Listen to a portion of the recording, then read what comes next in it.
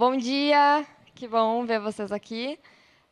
A nossa ideia com esse painel é discutir um pouco sobre um tema que acho que todos escutam falar, né? ESG. A gente trouxe duas pessoas que entendem muito do assunto para compartilharem com a gente os pontos de vista particular deles, né? E daí de uma forma bem informal. Acho que é um espaço aberto ao diálogo, diferente da maioria dos espaços onde se discute ESG, a gente não pode nunca contrariar, né? Então, a ideia é que aqui seja um espaço de confiança aberto para que a gente possa realmente ter um debate verdadeiro, né? É difícil encontrar locais onde a gente debate ESG de forma verdadeira, com as nossas verdadeiras opiniões, porque acabou virando um assunto muito político, né? Então, ESG, que é para ser uma coisa legal, uma demanda da sociedade, acabou virando um não pode falar isso, não pode fazer aquilo, ou tem que fazer desse jeito, não pode questionar. Então, aqui é um lugar onde a gente pretende ter uma discussão bem verdadeira. Então, queria agradecer nossos palestrantes, né, que toparam estar aqui no domingo de manhã e dizer que podem ficar à vontade, porque o que for compartilhado aqui por vocês, a gente não vai expor, né, para nenhum lugar fora da associação. Tá bom? Muito obrigada. E acho que a minha abertura ela é só para introduzir um assunto que eu quero ouvir de vocês. O que é ESG, o que tem de bom, o que tem de ruim. Então, quem começa? Eu combinei com o Luiz que eu começaria. Então, antes de mais nada, obrigado a Bad pelo convite, nos seus 40 anos. Patrícia, muito obrigado por convidar. Eu muito mais do que um entendido de ESG, eu me incomoda a maneira como o tema tem sido tratado e por isso eu tenho estudado mais esse assunto. Se ESG é especulação ou realidade, essa discussão não existe. É uma realidade. Todos nós vivemos isso dentro das suas empresas, grandes ou pequenas, e eu acho que é aí que vale a discussão, né? Seja nas empresas, nos conselhos das empresas, sejam investidores, sejam fundos, governo e sociedade têm discutido esse tema e têm estado muito atentos, o que me preocupa também, sobre o ESG. O ESG, que é o ambiente, né, environment, social e governance, a minha opinião é que nós temos muito E, um médio S e muito pouco G, pelo menos no Brasil. A minha visão é de que nós temos, por alguns motivos, que a gente chega lá, o rabo abanando o cachorro, tá? Onde o que deveria ser mais importante, do meu ponto de vista, deveria ser o G, mas por condições de opinião pública sobre questões ambientais, aquecimento global, o environment assumiu uma preponderância. E no Brasil, eu realmente acho que a questão de governança deveria ser muito maior, né? Muito mais importante que o E e o S. Tá? E aí eu pergunto, e se não eu recomendo, algum de vocês já leu o livro A Organização, da Malu Gaspar, sobre a Odebrecht? Recomendo, tá? É um livro pesado e um soco no peito da gente, quando a gente vê que esse país vive de corrupção. E corrupção é G, corrupção é ESG na veia. E eu acho que é muito mais importante nós nos preocuparmos no Brasil com questões de governança, por exemplo, corrupção, do que se o mico-leão dourado está no seu ambiente ou está fora do seu ambiente. Outras coisas, eu vejo pouca preocupação em governança no Brasil no que se refere a conflitos de interesse entre o público e o privado. A falta de quarentenas corporativas, as pessoas saem do poder público, do governo, e vão para a iniciativa privada sem nenhuma quarentena. Isso é uma falha tremenda de governança. Isso é uma falha de ESG, mas a gente não vê quase isso na mídia. E isso, para mim, do meu ponto de vista, é muito mais importante. Tá? E por que o ESG ganhou tanto espaço? Tá? Óbvio, né? O mais importante de todos é que as questões ambientais e sociais ganharam espaço. A gente não consegue viver hoje sem nos preocuparmos com poluição, com a quantidade de plástico que se gera, com questões de preconceitos raciais, de gênero e assim por diante. Mas, gente, vão ler a segunda linha associada a isso e que penso que cresce um pouco a importância disso, que é Wall Street e a Faria Lima descobriram que esse nicho ESG, atrai investidores. Então, vamos focar nisso e ganhar dinheiro com isso? É um novo nicho de oportunidade. Tá? E mais, se vocês olharem, se vocês investem em ações, vocês vão ver que fundos ESG cobram mais taxa de administração que os fundos que não são ESG. Então, tem um atrativo para os gestores dizerem que seus fundos são ESG. E, por exemplo, tá, o fundo ESP 500 nos Estados Unidos, um fundo, cobra 0,09% de taxa de administração. Um fundo do BlackRock, que é o maior gestor ESG no mundo, cobra 0,25% de taxa de administração. Nós temos 0,14% a favor de dizer-se ESG.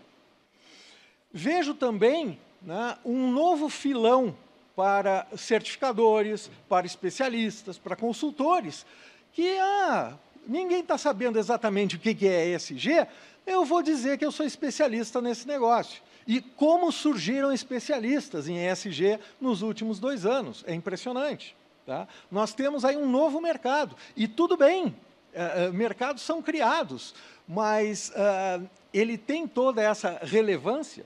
Né? Eu vejo um pouco parecido, não sei se vocês lembram, alguns aqui têm 20 anos, talvez não se lembrem, mas na virada de 1999 para 2000 tinha a questão do bug do milênio. O que teve gente que ganhou dinheiro com o bug do milênio e depois se mostrou assim, um negócio pífio. Não era tudo aquilo que se imaginava. Eu vejo um pouco disso nessa discussão acalorada do ESG. Vejo também que os executivos, né, contratados, eles ganham mais tarefas, né, eles ganham mais dinheiro para administrar um negócio que não é mensurável. Não se mede direito as questões ambientais, as questões de gênero, você não tem como medir. Enquanto o lucro você mede, você diz, esse executivo está performando mal, você vai sair. Se o cara não vai muito bem no environment, não vai muito bem no social, como é que você mede? Né? Então, você deixa de poder medir o desempenho de executivos. E quais são os problemas associados aqui, do meu ponto de vista, obviamente, com ESG? De novo, eu acho que muitas empresas estão mais preocupadas com E e com S do que com G. E muitas é muito mais marketing. Tá?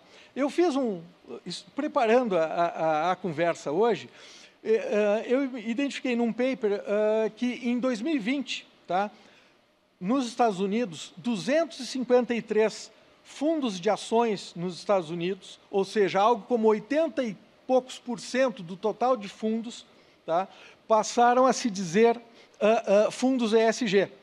E o que mudou na sua gestão? Ele pôs um green no nome do fundo, ele pôs um ESG no nome do fundo, ele pôs um nome sustainable no nome do fundo, e nada ficou muito diferente do que o nome. Aliás, se a gente entra na composição da carteira de alguns fundos, tá, você vai ver que a diferença de um fundo ESG para um fundo normal é muito pequeno. Tá? A correlação é quase a mesma. Um outro problema que eu vejo nas discussões de ESG, a discussão é válida, ela é importante, nós temos que nos preocupar com o ambiente, com questões sociais, não tenho dúvida, mas não há métricas para isso. As métricas são fracas, as métricas variam de instituto para instituto e, consequentemente, elas não são comparáveis. E se você não tem métricas, aquilo que você não consegue medir, você não consegue controlar. Por isso que $1 é $1, R$1 é R$1, e a gente sabe se deu lucro ou deu prejuízo. Mas como funciona isso no mundo ESG? Contratar um negro no Brasil vale mais ou vale menos que contratar esse mesmo negro no Japão ou no Congo? Os ambientes são diferentes, as demandas são diferentes, as preocupações são diferentes. E como é que a gente uniformiza essa discussão? além de algumas coisas absurdas. Se você vê, por exemplo, conforme... Tem 4 grandes certificadores de ESG no mundo. É o MSCI, o Sustainalytics, o RepRisk e o ISS. Tá? Eles não chegam a um consenso. Tem alguns que dizem que a Volkswagen é uma empresa mais ESG do que a Tesla, sendo que a Volkswagen teve casos de escândalos, vocês lembram aí, de emissões há não muito tempo atrás. Tá?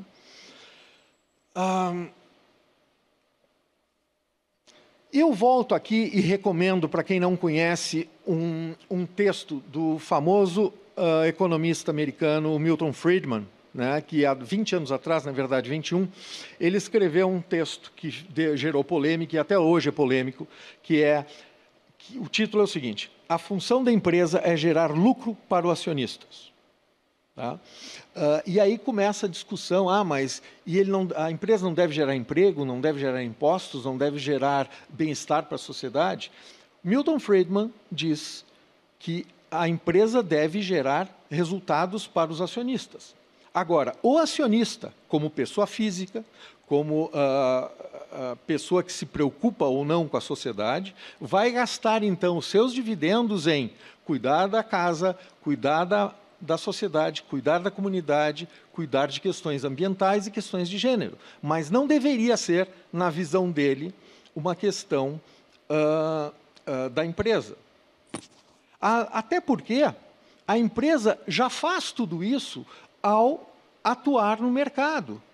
Qual empresa de vocês não obedece toda a legislação trabalhista e toda a legislação ambiental? Eu entendo que empresas distribuidoras e empresas atacadistas têm menos questões ambientais do que um fabricante de aço ou um fabricante de borracha, né?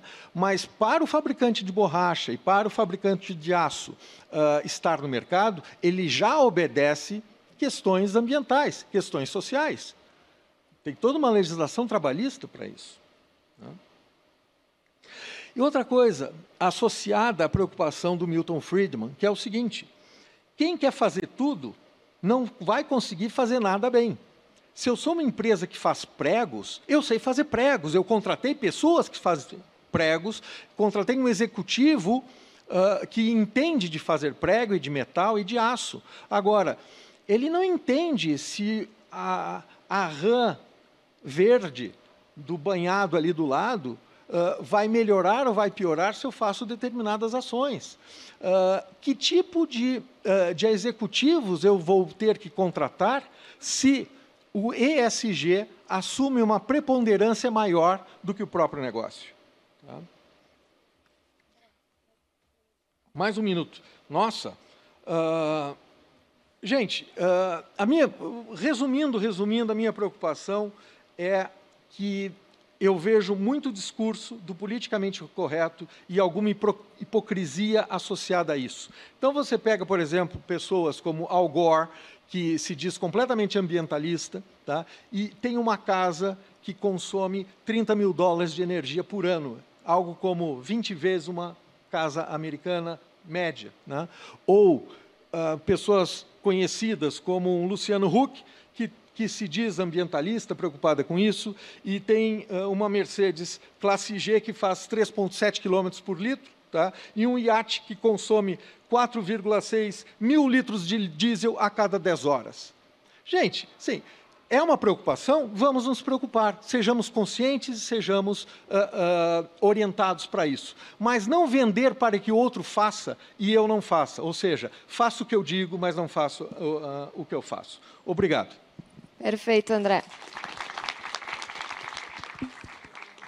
Muito legal. Acho que o ceticismo, quando começa a surgir algo que está muito na moda, é o nosso melhor amigo, né? Para analisar as coisas friamente. De fato, trouxe alguns questionamentos muito legais. Adorei o questionamento do G, né? E as disso vai conversar, as pessoas nem sabem o que é o G, às vezes. E é uma das coisas que realmente me pareceu bem importante. De estar aqui discutindo pronome neutro, mas ninguém está discutindo governança, né? Então, que legal. Vou passar a palavra, então, para o Luiz.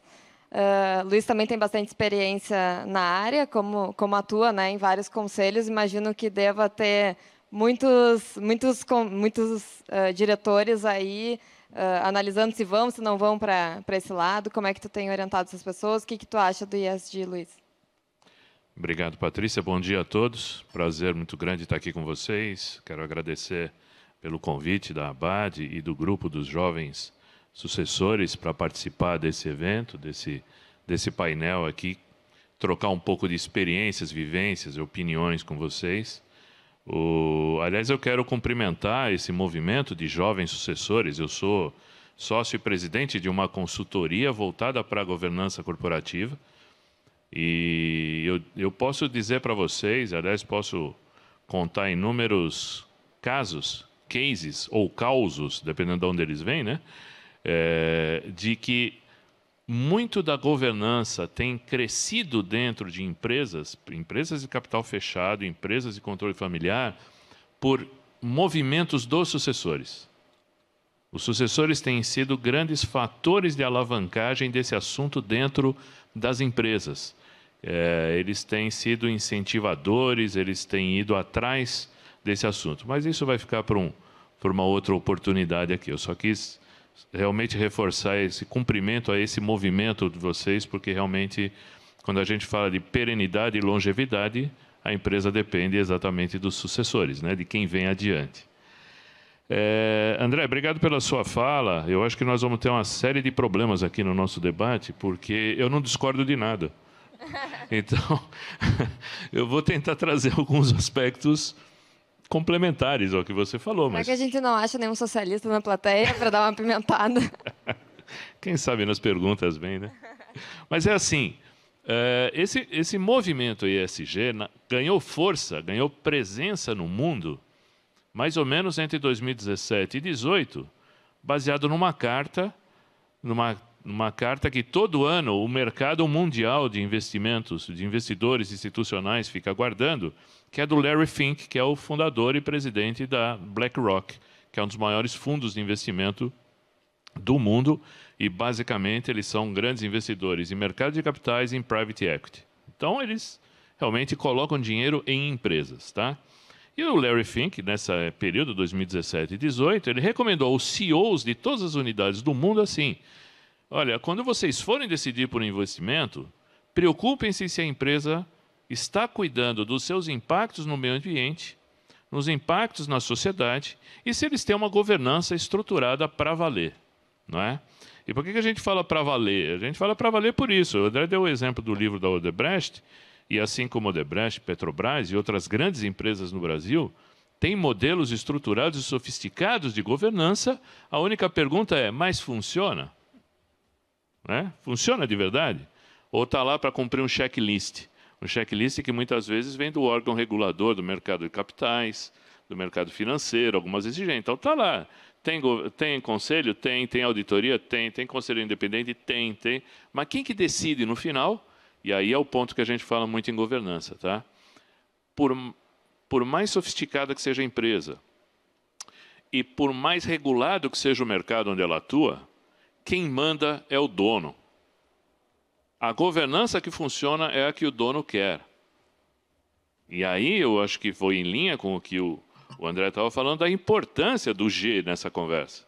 Afinal de contas, nós temos uma governança, de fato, bem instalada, que cuida da empresa, das estratégias, do futuro, do controle, do resultado, dos riscos. E com isso também avalia seus impactos no meio ambiente e na sociedade?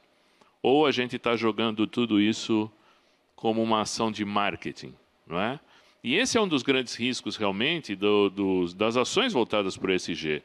É que elas surgem, muitas vezes, no meio da empresa, numa área da empresa, e não na empresa como um todo. Então, ela fica muito mais associada a uma ação mercadológica do que consciência social e de meio ambiente que a empresa possa ter. Se os movimentos ligados aos impactos que a empresa causa no meio ambiente e na sociedade não nascerem no âmbito da governança, ela tem dificuldade de se enraizar pela organização como um todo.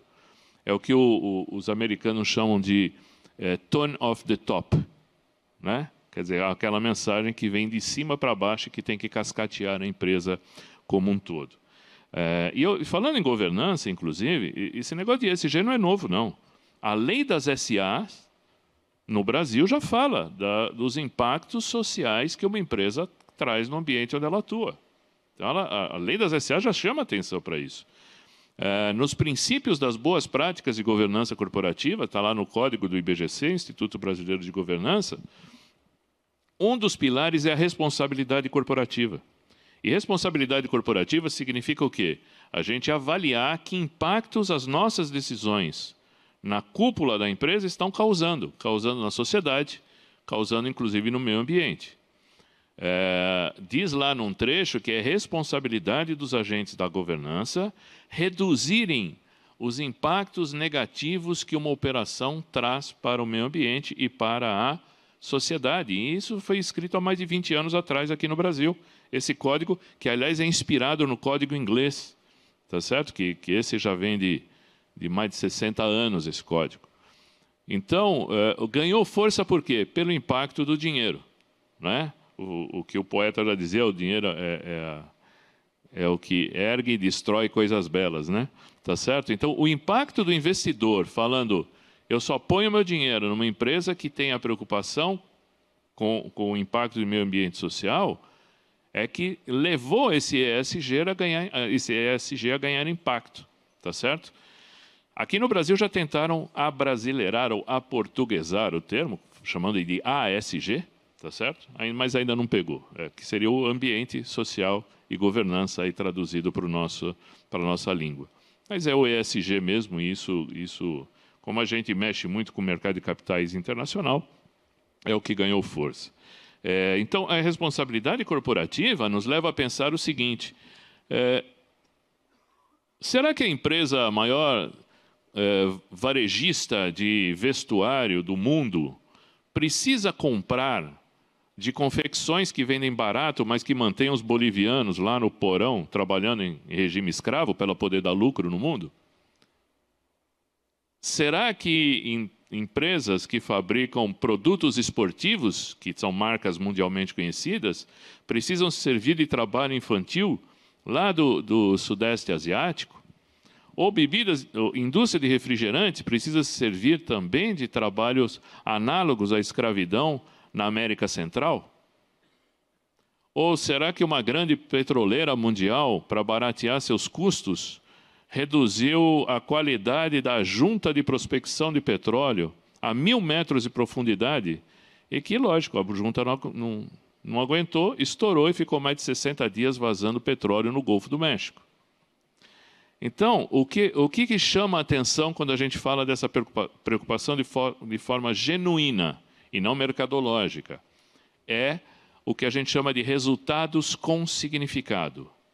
Resultados com significado são aqueles que trazem o alinhamento ao propósito da empresa, que remuneram o capital do acionista, que têm uma relação justa e de meritocracia com seus colaboradores, ela tem equidade com seus fornecedores, prestadores de serviço. Então, vocês veem que são ações que são possíveis, elas não ficam só no marketing, mas elas de verdade precisam partir da cabeça, ou seja, da governança da empresa. Então, se a gente não tem uma governança bem estruturada e consciente disso, talvez a gente corra riscos muito sérios. Acredito que a maioria aqui é de empresas familiares, né? Tá certo? E a gente percebe que algumas empresas familiares, ou algumas famílias empresárias, muitas, na realidade, fazem ações sociais. E ações sociais muito relevantes no seu ambiente. A pergunta é como é que a gente conecta isso ao modelo de negócio? Como é que a gente traz disso um alimentador, não é? Tá certo? E não apenas uma ação social isolada. Tá? O André chamou muita atenção sobre a questão do medir para avaliar e poder melhorar, não é? E esse já é um questionamento que o mundo de investidores no mundo está trazendo. Porque quando eu avalio lucro, eu tenho base de dados para isso. Eu tenho um sistema que projeta isso, um ERP, eu tenho lá as metodologias, o GAP ou o IFRS, que traz um jeito de você contabilizar e produzir resultados, então eles são auditáveis. No ESG, os indicadores não são auditáveis, porque eles são criados e trabalhados voluntariamente. Os indicadores, eles não vêm com base lá no teu ERP ou na contabilidade. Então, qual é o grau de auditoria que eu posso ter sobre os indicadores de desempenho ESG? Esse é outro aspecto que realmente a gente precisa ganhar força de entendimento sobre eles. E também, quando a gente olha isso no âmbito da empresa, eu falo assim, não adianta eu falar, aliás, o termo, né? O termo marqueteiro já existe, tá? Que é mostrar que o ESG é apenas uma ação mercadológica, é o greenwashing, né? Ou seja, pinta a parede de verde que você virou ecologista, né? Tá certo? Ou ecológico, né? Não é isso de fato, tá? Para eu não me estender demais e a gente poder ter um tempo aqui bom de conversa, eu só quero terminar com uma fala de um livro escrito por um rabino brasileiro, Newton Bonder, que chama-se A Cabala do Dinheiro. Né? Incrível, né? E ele tem uma frase que ele diz o seguinte: a gente tem que ter consciência de que se a nossa riqueza ela é gerada com base na riqueza que a gente gera ao nosso redor, esta é uma riqueza justa e perene. Agora, se a nossa riqueza ela é gerada com a exploração do que a gente cria ao nosso redor, um dia essa conta chega. E se nós não pagarmos, será para nossos filhos pagarem. Muito obrigado. Perfeito, Luiz. Muito obrigada. Vou passar a palavra, então, para o André, se quiser fazer mais alguns comentários. Depois de volta para o Luiz e depois a gente vai abrir para as perguntas. Foi uma satisfação estar aqui e debater com o Luiz e ver com o Luiz o bom senso sobre ESG. Eu vejo, muitas vezes, a falta de bom senso, né? O que eu chamei aí de rabo abanando o cachorro. Tenho 2 pontos que eu gostaria de frisar nesse assunto ESG, né? Que me parecem que não são bem olhados, bem pesquisados, bem analisados. Um é um eventual conflito de objetivos, né? Se nós temos o ambiente, né, sim, então temos que buscar uma redução do consumo de combustível fóssil, que é barato. E o S de social? Se eu vou deixar de procurar combustíveis baratos, eles vão ficar mais caros, e as pessoas pobres vão ter menos combustíveis, e como é que elas vão gastar nisso? Né? Como é que elas vão manter as suas vidas se o combustível aumentou o preço? Então, antes de mais nada, existe um conflito entre as próprias letras ESG. Muitas vezes você tem uma questão ambiental que tem um impacto social. Ok, não vamos mais usar combustíveis fósseis, carvão, petróleo, porque isso aumenta a temperatura do ambiente e tal. Ok, mas quem vai pagar a conta das pessoas que conseguiram, né, através do combustível barato, ter uma vida melhor, mais confortável? Então, eu vejo aí um conflito importante. O segundo conflito que eu vejo é a questão de custos. Tá? Quem tem mais condições de bancar as orientações de ESG são as grandes empresas. A pequena empresa trabalha com margens muito mais apertadas. E tem um case, e o Luiz talvez me ajude a achar aonde isso está, mas eu me lembro desse case, que é o seguinte: a Philip Morris, fabricante do cigarro Marlboro, foi uma das empresas que mais defendeu o banimento de propaganda ao cigarro. Mas por quê? Porque eles já estavam lá. Então, assim, proibir que novos entrantes no mercado de cigarros fizessem propaganda, para quem é líder de mercado com uma marca Marlboro, é o melhor dos mundos. Eu vou continuar vendendo, porque todo mundo já tem na mente o cigarro Marlboro, mas não vou deixar o João, que começou a fazer cigarro, fazer propaganda daquele cigarro. Então, ele tinha um interesse, um conflito de interesses associados ao posicionamento dele, que parecia tão bacana. Puxa, a empresa que vive de cigarro está sendo a primeira a dizer que é contra a propaganda de cigarro. Claro, ninguém mais entra no mercado, só ele vai vender, ninguém pode fazer propaganda. Todo mundo já tem na mente as marcas famosas, como Marlboro, etc., etc., excelente. Então, assim, vamos ler direito o que está por trás de toda essa campanha, que tem muito mérito. Sim, a gente tem que cuidar melhor desse planeta, a gente tem que cuidar melhor das pessoas com quem nós convivemos, que é o S. Tá? Agora, o que é efetivamente relevante? E só para concluir, eu vejo um aspecto importante como um todo no ESG, que é o seguinte: eu não acredito em soluções de governo. E no momento que a sociedade apela para o ESG, mostra que ela entende que a solução privada ela é mais fácil de acontecer que a solução estatal. Esse eu acho também um aspecto positivo. Obrigado.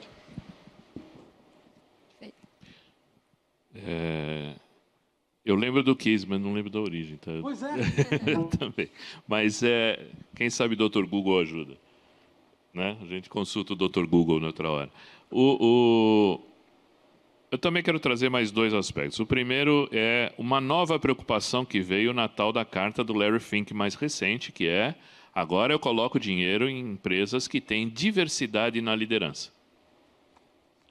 E a diversidade passa por diversidade de gênero, passa por diversidade de etnias, tá certo?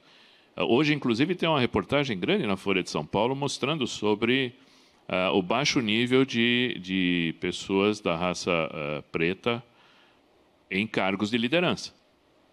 Não é? Assim como já tem, se a gente voltar um mês ou dois atrás, a gente vai pegar pesquisas que mostram a baixa presença de mulheres em posições de liderança. O tal do BlackRock agora, principalmente no Brasil, ele só investe dinheiro em empresas em que tenha pelo menos uma mulher atuando no conselho. Tá? Então, o próprio trabalho, ele é uma transformação, ele não é rápido, ele é uma transformação que, para ficar de verdade, tem que ser contínuo e crescente. E o mesmo a gente diz com respeito ao conceito genérico do ES dentro do G. O quanto de verdade esses temas fazem parte das pautas das reuniões de conselho. O quanto esses temas estão ligados, por exemplo, ao nosso exercício de plano estratégico, plano de negócio, tudo isso que a gente está preparando para o próximo ano agora, né? O plano orçamentário, o quanto isso de verdade faz parte do que a gente entende como: se eu não fizer isso, o meu futuro estará comprometido. Porque se eu não acredito que ele estará comprometido, provavelmente eu não farei, vai ficar para outro momento. E só mais um ponto, teve uma pesquisa feita pela McKinsey Internacional em cima de ETFs. Né? ETFs são aqueles instrumentos de investimento, são Exchange Trade Funds, que são fundos que investem em índices. Como é o índice Bovespa, o índice Nasdaq, o índice, certo? Índices, em geral, no mundo. E eles mapearam, tem mais de 600 fundos desses índices que se qualificam como fundos com preocupações em ESG, ou seja, investem em papéis com impacto positivo em ESG. E aí eles foram ver qual era o que estava por trás disso. O que esses fundos buscavam como papéis? Um número muito grande, mais de 80% dos fundos voltados para ações de preocupação com o meio ambiente, de forma genérica, e parte dos 20% restantes, preocupação em cuidar das águas do planeta, outra parte em cuidar dos oceanos. Zero ETF, zero, nenhum fundo voltado para a erradicação da miséria no mundo. O S realmente é o mais relegado dessa conversa. Muito obrigada, Luiz.